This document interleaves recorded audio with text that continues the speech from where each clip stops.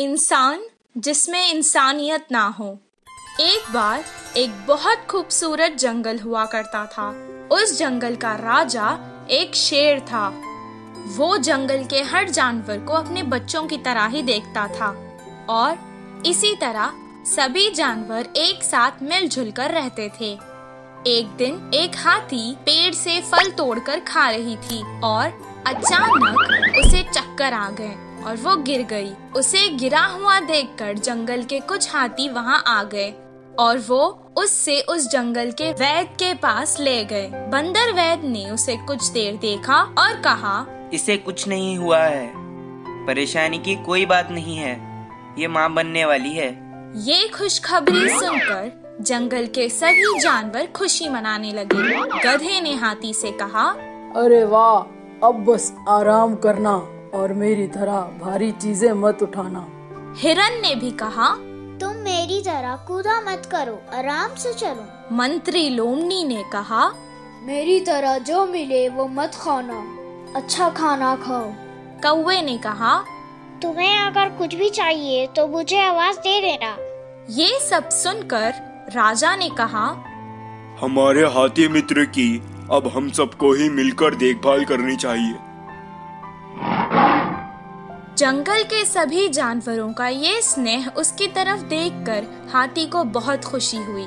हर कोई उसका ख्याल रखने लगा। उसके पेट से वो बच्चा भी सब देखता था और खुश होता था। एक दिन उस मासूम को प्यास लग रही थी। माँ, मुझे बहुत प्यास लग रही है, पानी पी लो ना। वो जंगल के पास की नदी के पास गई और पानी पीने लगी। पानी पीकर वो खुश हो गई और कहने लगी, माँ, मुझे सारा जंगल दिखाओ ना, मैं देखना चाहता हूँ। तब वो धीरे धीरे चलते हुए उसे सब कुछ दिखाने लगी।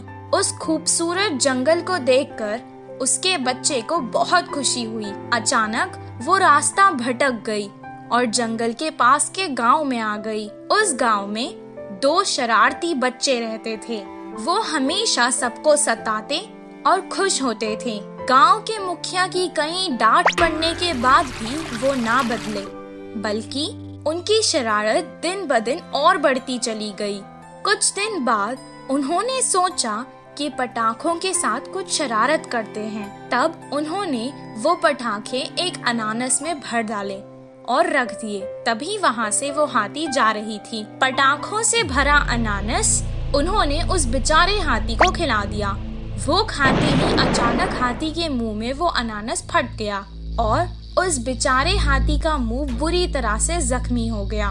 वो बेचारी तड़पती हुई यहाँ वहाँ भागने लगी, लेकिन उसे ऐसे देखकर उन दोनों शरारती बच्चों को बहुत मजा आने लगा। वो भागते भागते वापस जंगल आ गई और अपने मित्रों को सारा हाल सुनाने लगी। वो सब एक जगह जमा होकर बहुत दुखी हो गए। उसे सुनकर बंदर ने कहा, ये बहुत गंभीर समस्या है, इसका इलाज मेरे पास नहीं है। कुछ देर बाद हाथी का बच्चा माँ से कहने लगा, माँ, काफी देर हो चुकी है, मुझे भूख लग रही है, कुछ खाने को दो ना। बेचारी मुंह जख्मी होने के कारण ना खुद कुछ खा पा रही थी और ना अपने भूखे बच्चे को कुछ खिला पा रही थी। वो वापस नदी में गई और पानी से ही अपने बच्चे की भूख मिटाना चाहती थी। कुछ देर पानी पीने के बाद उसने अपने मासूम बच्चे से रोते हुए कहा, बेटा, मुझे माफ कर देना, मैं तुम्हें इस जालिम दुनिया में नहीं आने दूंगी। इतना कहकर उसने अपनी जान दे दी। हाथी की मृत्यु देखकर जंगल के सभी जानवर दुखी हो गए और उस घटना के बाद कभी कोई उस जंगल से बाहर नहीं गया। इस कहानी से हमें ये शिक्षा मिलती है कि जिस इंसान में इंसानियत ना हो वो